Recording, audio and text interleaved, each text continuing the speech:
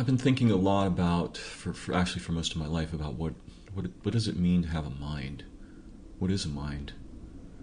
Now, of course, in English, we can become, or even begin, very confused because of the way our language works. Our language encourages us to believe that we possess things locally, so that, for example, I have a brain. Now, that's a little bit silly because how can I have what I am? I cannot have the kiss I give, but I can have a brain. Actually, that doesn't make too much sense. Because my brain is everything. The way the brain is not, although it's physically, discontiguous with the rest, it seems to be physically discontiguous with the rest of reality, it's not. And in fact, not only is it not discontiguous, in other words, not only is it not disconnected from everything, it actually creates new ways for things to be connected. Think about that carefully. That's a very different kind of presence in an environment. You're not merely connected or connecting.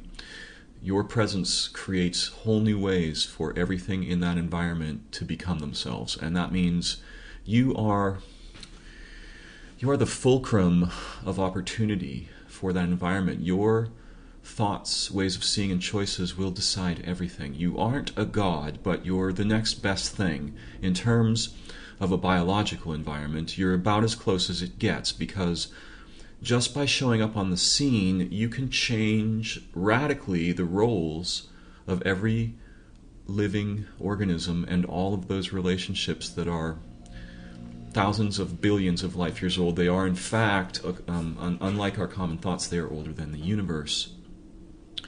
And so that's not inside my head. I don't possess that. But the brain that I possess, and the nervous system, and my flesh and the organs, even were I to say, like, my mind is in my brain, which seems a very reasonable thing to say, I have to admit, absolutely reasonable, but not necessarily as true as it looks, because first of all, my brain is my entire body. It really is. There's no part of my body that isn't my brain. We think of our brain as being in our heads, and it's true that the organ that we call the brain is in the skull. And we say that it's connected to the rest of the body, but that's not true.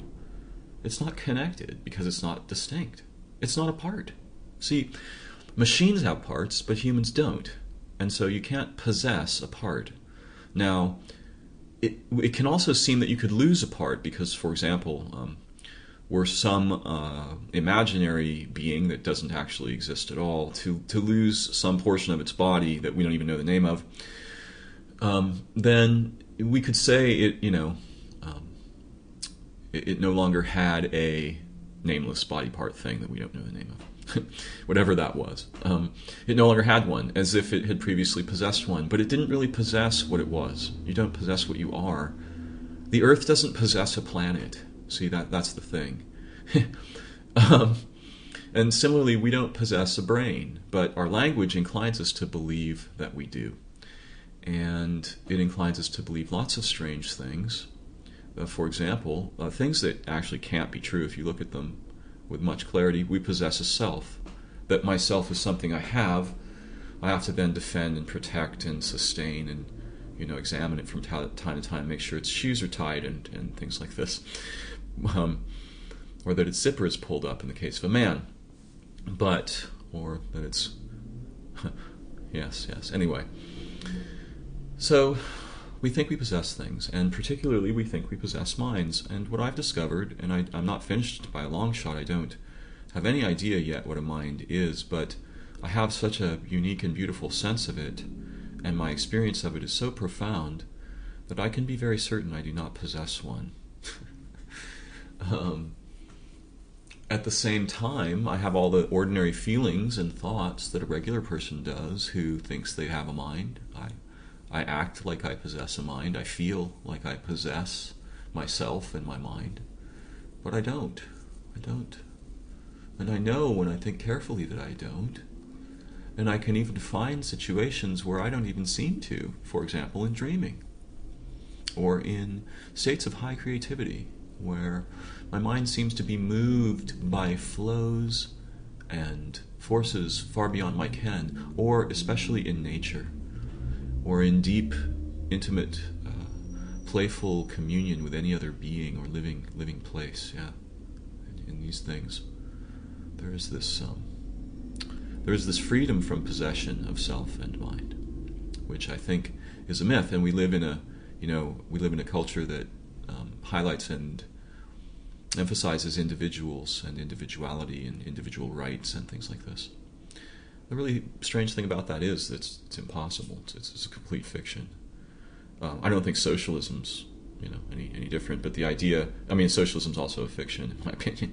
Well, the way that we frame things is a fiction, is fictional. But what I'm trying to say simply is that the idea that we exist as sort of reified individuals, abstracted from each other and nature and things, we can pretend that way and pretend that we locally possess minds, but we don't. And I'll give you a simple example. You can imagine a guy, I've used this example many times, but you can imagine almost anything, right?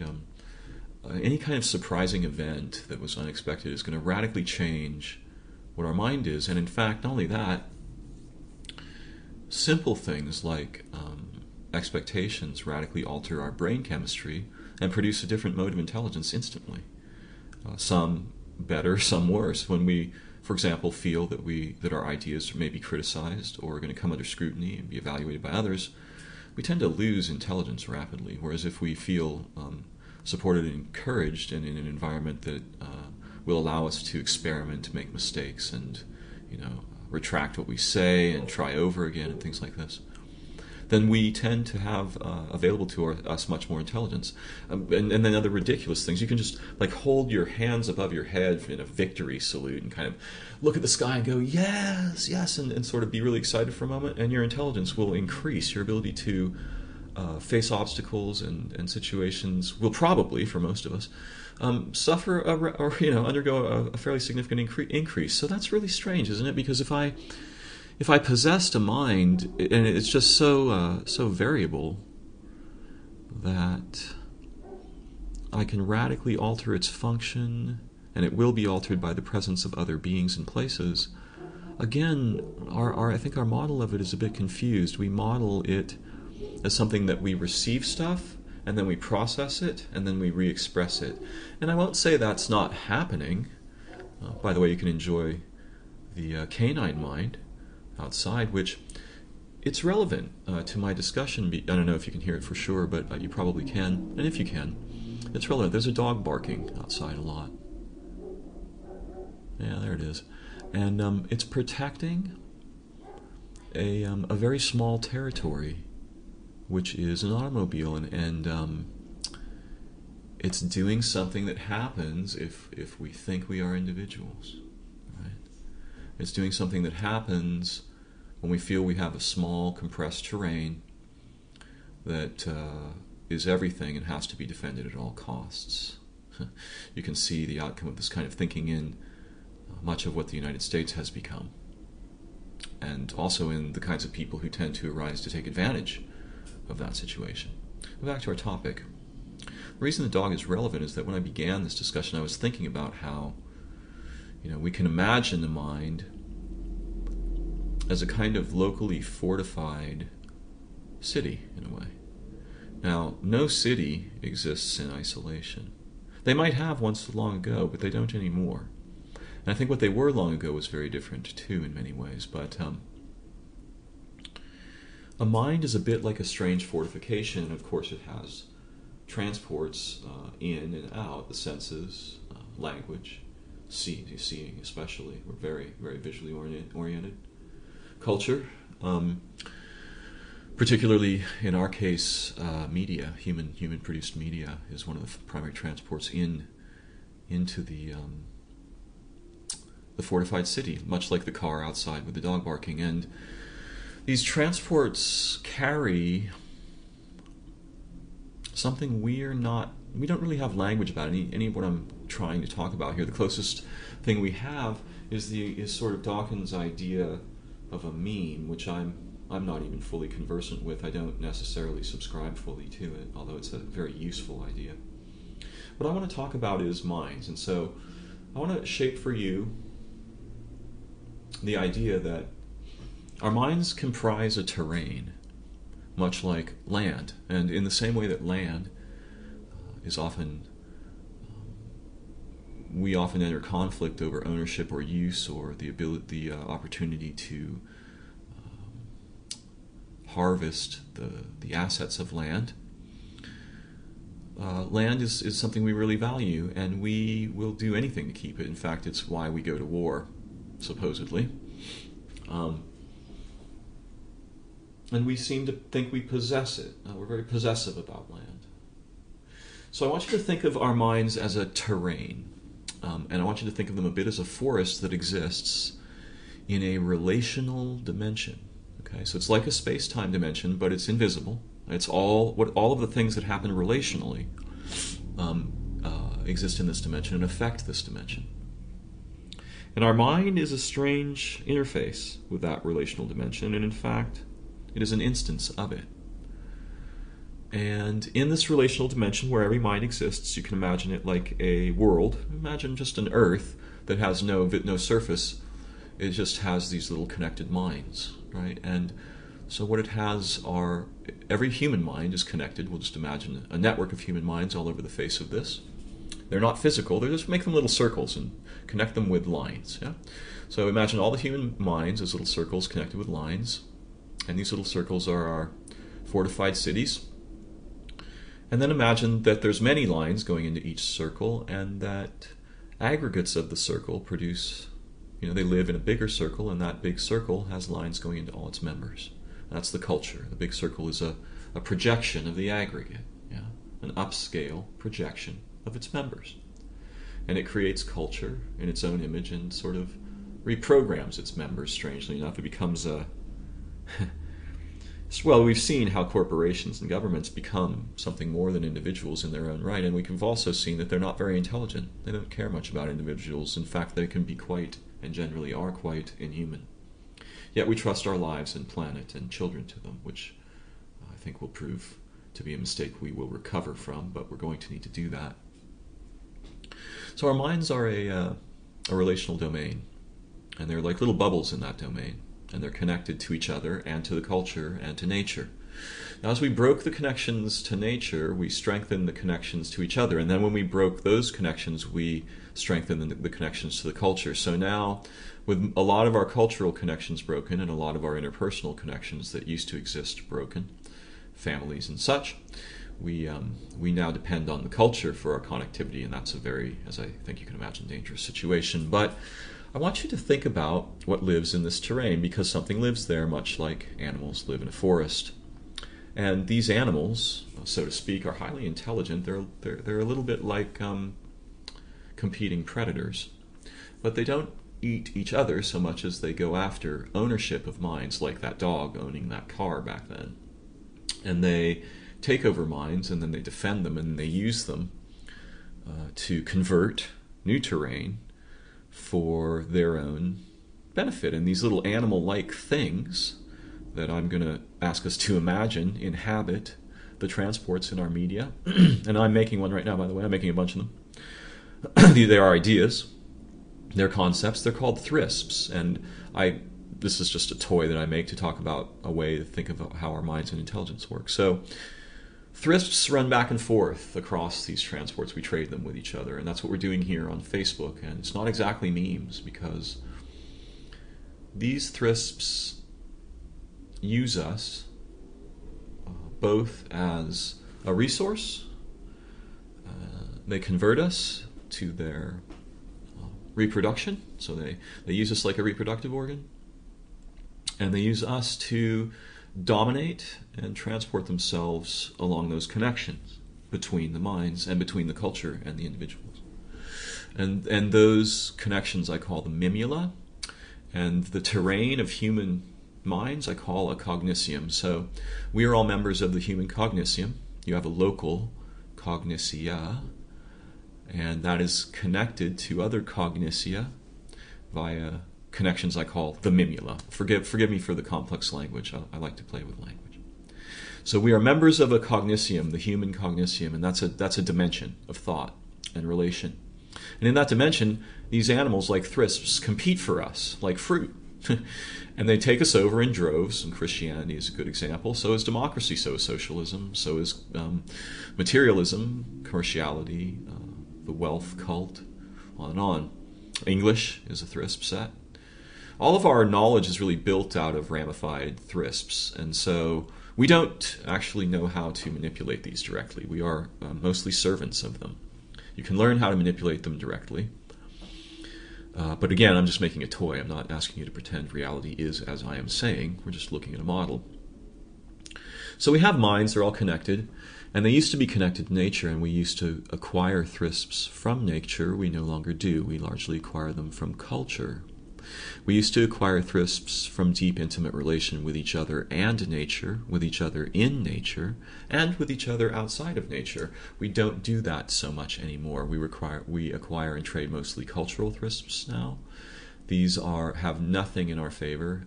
They're like the equivalent of eating poisonous junk food that makes you feel powerful but is toxic and will kill you. And we don't know how to manage them. We don't even know how to manage language. In fact, our language is so broken we think we possess minds when in fact we are sharing them. I really mean we are sharing them, and that's why there's no such thing as a psychic, because we don't really have local minds. And in order for there to be psychism, your mind has to be local to you, but it isn't. It isn't. The reason it's not local is obvious. It's connected to everything in all of time by those little lines, the mimula. And they used to connect you to nature, but most of our human cultures either snip that connection off, they amputate it, or they co-opt it so severely that they give you a bunch of fairy stories that are so thick and stupefying that you'll never see through them, to actually open up the transport and get what is waiting for you in communion with nature, with living beings, which is something so astonishing that it cannot be described, and anyone who tries is pretty much lying. Especially if they're not just singing and crying and dancing when they're trying to describe it, because that's about as close as you can get. It doesn't fit in language well. If you're going to talk about it in language, you have to claim that you have to openly tell people this is nothing like it. I'm making a toy of it at best, as I am doing here. So we have these minds, and they're a little bit like fortifications. They connect, and media, corporations, things like this, they want to take over those connections, right? They want to manage them very severely, as you can see with the NSA. The NSA knows that we're all now using the cultural mimula of the internet, which is the replacement for the natural mimula that used to exist between us. The internet is the new one. It got replaced in pieces. The first one was writing, came radio, television, supercultures. It went on and on. I'm not going to go into all the detail, but we ended up with the internet, and we're going beyond that now. The internet is our new mimula, and you can see on the internet the reflections or the shadows of thrisps at war. And you can see people actually at war defending and propagating thrisps, but not their own ideas and not their own insight. Notice that? Thrisps, not us. Thrisps, not nature. Culture, not humans. Corporations, not children. Governments, not environments. Prisons, not lives. Does it sound hyperbolic? It's not hyperbolic enough. Because the thing that is producing the thrisps that our minds are being built with and are sustaining themselves in and around, are immersed in, is not only not human, it's a shadow of certain processes of abstraction, and those have zero regard or awareness of living beings, places, or futures. They are about metrics, quantification, measurement. Right now, put some money in the bank, okay? Make a pile of cash, succeed, show your success in human terms, build your own Wonderland, build your own Disneyland, build your own floating city at any cost. Yeah? Let's not even examine the costs. Well, the cost is, of course, the environment, our intelligence, our humanity, our relational opportunities, our identity, because without connection with each other and nature, very deep, profound connection that overwhelms anything else, we cannot know ourselves. So we're sort of in a situation where we are a terrain that is being competed over in an invisible dimension that we don't pay attention to, and language, is one of the primary forces of that competition, and it sets us up to be crippled. It sets us up to be its servant. It sets us up to follow its dictation about what we can be, do, think, find, become. And it's all those setups are lies, and they're deadly lies.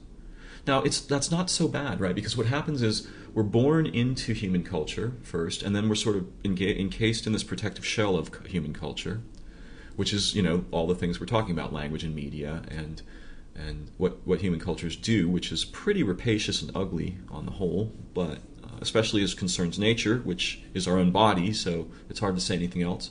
Some cultures are more humane than others by far, and some are far less stridently violent than others by far, and certainly these are better. But we don't really have any cultures that are examples of what we would prosper in, because it's impossible so far in the modern milieu.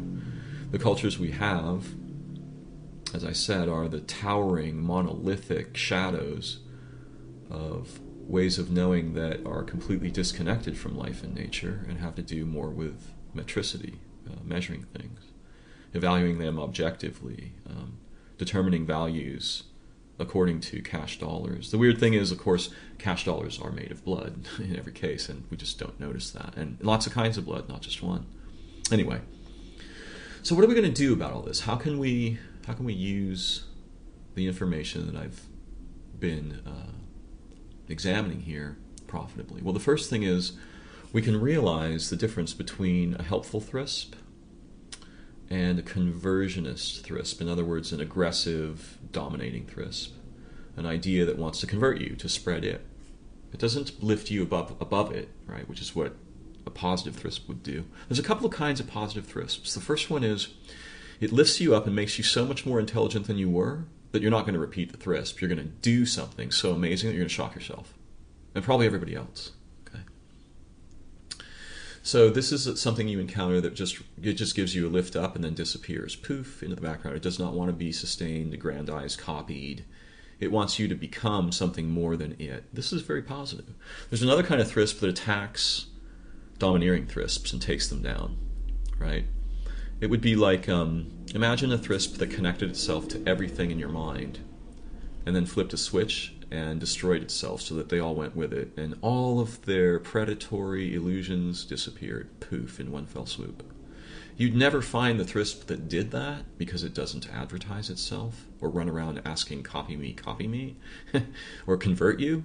It actually sneaks in the night like a thief, but instead of stealing yourself, it steals your prison. And we are these kinds of beings, and we are meant to be these kinds of beings.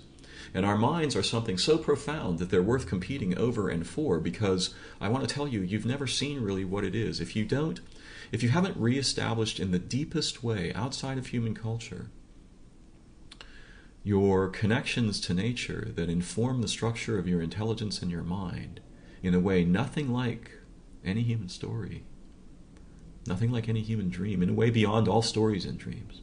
If you haven't had this experience, or something very, very like it that has profoundly lifted you out of our culture, then you're probably still in a cage that you feel but cannot quite describe or evade. And you're probably still trying to understand, well, what is this thing that I am? What is this mind? And let me tell you something. A mind is what I began to talk about in the beginning. It's not a fortified city. It's not just terrain to compete over. The reason it's being so fiercely attacked and dominated is because of what I said in the beginning. It is the fulcrum of possibility for the entire biosphere, your mind. A single mind, all human history can turn on one mind's movements. One. With your mind, you can change the meaning of every word and gesture that was ever made on earth with a single move. Your mind changes the nature of identity. If you decide that it instead receives it, your intelligence has been amputated and replaced with a mimic that is not only not intelligent, it can never become intelligent. You do not receive information. You are not a computing device. You participate directly in the recognition, emergence, acknowledgement, and transformation of being, of meaning, of identity. Okay? And language doesn't allow you to do this ordinarily. In order to do this with language, you have to reach a tier of relation with language and with knowledge where your position is above them, not below. That doesn't mean that you know. In fact, that might mean that you are liberated from knowing. It doesn't mean that you are an expert. It means that your fluency is liberated from expertise. To achieve a position above language and human knowledge is not difficult, and nature will happily give you one if you can simply reestablish those initial connections that you were born with, that remain alive in you, though the culture shuts them off and denies them. The languages that we use shut them off and deny them. And there's a simple topic that's deeply related to this process, which is this. There are certain key elements that if you contact nature will be corrected. What happens when we're embedded in human culture is this. We're protected and we're given knowledge authorities. So we're told who to believe, and then we accept their thrisps and we use those to grow our minds. And that's natural. That's okay, as long as we can escape that process later. So what happens is we're born into human culture and then we get protected by it. They build a shell, a second sort of womb around us, a cultural womb. And this is assembled of cultural thrisps and the thrisps we acquire in our relationships and our own thoughts and dreams and all the other things. But these ideas, of course, concepts that come to us in language and in cultural relation, which I'm calling thrisps, which are like memes, these are the primary building blocks. So these are what we assemble and reassemble and break apart. And so we're given authorities, knowledge authorities there, first our parents and then later cultural knowledge authorities in books and academia, in science and religion, in folk knowledge, in history, in literature. And these authorities, many of which are dangerous and many of which are valuable, and almost all of which are valuable and dangerous, actually, we become sort of enthralled by them and we become used to sucking at the tit. Right? So we're used to getting information from outside authorities and looking up to them, and that won't work. Eventually what's going to happen is you have to crack the shell open. In fact, the shell is supposed to protect you until you're ready. You shouldn't be just cracked out right away necessarily, though some people can. So this process prepares you over time to crack the shell, but you should know that you are supposed to. And if you don't, you will be confused. And you should know that when you crack the shell, you're supposed to go all the way out of human culture, not according to some New Age mythos or the Palladians or Eckhart Tolle or Darren or anybody, right? All the way outside human culture, all the way into nature, all the way. So that you reestablish and reawaken those transports that were chopped off by the culture and replaced with the shell building materials that were used while you tried to construct your mind. Or the local assets that would function to give you participation in mind, in humanity, in intelligence. And you had to build those locally, and you protect them too, and that's reasonable. You do have local assets. I just don't think your mind is entirely local in the way we pretend, right? And we do need to protect those assets, but not, we don't need to defend thrisps. We need to defend intelligence and figure out the difference. So anyway, we build the shell, we get these authorities, and what's going to happen later if you break it is, and this is the crucially important thing, and this is part of what I'm trying to do here, right now, you'll be reconnected with the true authorities of knowledge, identity, and value, and they are far outside all human culture. You cannot find them in books. They cannot be written down. No person can teach you them. In fact, they are so profoundly personal that they must remain unspoken and absolutely personal to you. They will not be spooky religious things, believe me. These are very sobering, soul-shocking revelations that will rock you to the core of your being. They will rock you into silence, not into business, okay? Not into advertisement. They will rock you into the silence of dread, wonder, in awe and ecstasy and terror of ecstasy beyond anything you can imagine. Okay, that's When you if you have any chance to encounter the authorities of which the human toys are shadows in yourself and in nature, they will reestablish a new world and mind inside you. And that is why I'm saying these things. So that if you've never heard them before, someone will say them to you. And so that you will have a chance to realize, firstly, A, that your mind is not at all what you've been taught. I don't care what you were studying. It's not in any book. There's no book you can find. And if you start believing the things in a book, you're going to get a little more confused, probably. Your mind is like nothing that can be described. It touches all other minds in all of time, not just here.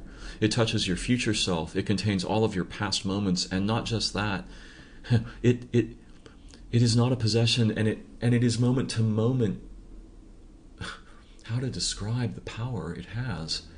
It is the arbiter of identity, value, beauty, holiness, and meaning in all of time. You have something so precious that our cultures and languages have been absolutely desperate to bury it.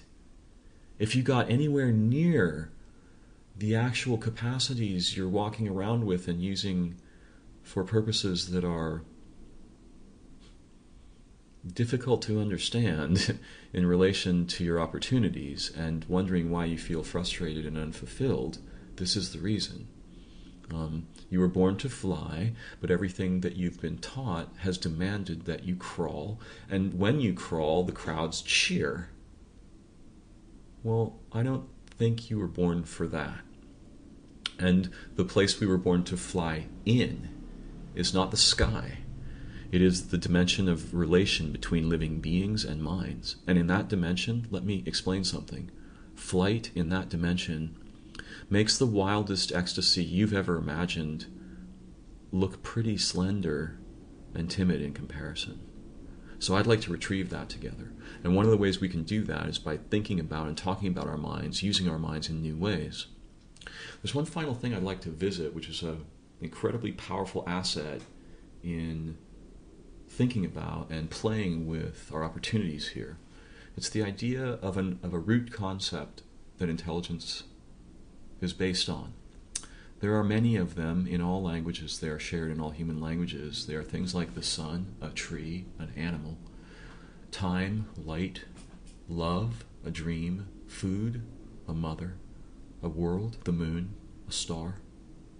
These root concepts, a plant, a book, a hand, a friend, separation. These root concepts convey powerful, fundamental meaning elements to all other concepts, including each other. This is a highly ramified system that underlies human intelligence that we've not recognized. These root concepts, tree, star, love, light, planet, hand, eye, animal, tree, have become degraded, so degraded over time by abstraction that they no longer connect us to what they are supposed to connect us to. And not only that, when they are damaged, our intelligence cannot be itself. It cannot become intelligent. These are the roots upon which all their meaning is based. So the fact that they've been damaged, we don't know what a tree is. What we think a tree is so ridiculous that it means we can't be intelligent. That's what I'm actually saying. The English definition of a tree is so stupidifying that if you were to just believe it, it would be game over for your intelligence. Because it's nothing like what a tree is at all. And we believe the definitions and we use them, and when that happens, our intelligence begins to die. So what I'm trying to say here is something really radical. The roots of our intelligence have been corrupted by abstraction. That means like pretending that they're just numeric values and just ideas, names for things. That can be repaired, and when we do that, our intelligence skyrockets. If you reconnect with nature, what will happen is she will correct these roots, each one of them. These are, along with your knowledge authorities, the roots of your intelligence will be corrected, and you will learn more properly what water is, what a friend means, what a tree is, what the sun is, what the earth is, what an animal is. And you will learn in a way that no human culture can ever introduce you to. And this must happen. Now, we can teach each other. If someone comes back from this experience with these repaired knowledge authorities and with repaired THRISP awareness so that they can select now, and with repaired ability to transmit these root corrections, right? Like to help explain something more like what a tree is so that we can have that experience again and not just the idea, then that's very healing. That's a kind of powerful medicine. We can do that together.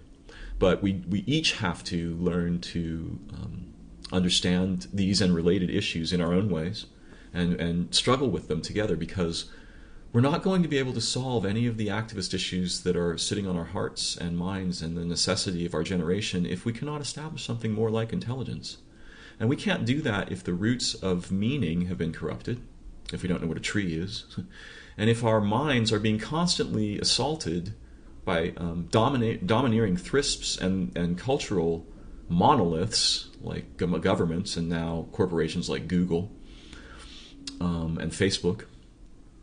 So I want us to begin to think about how to use our minds more like and more wisely than the technologies we're deploying, because these technologies are replacing them, and what they're replacing them with is abstractions and more conduits for domineering thrisps.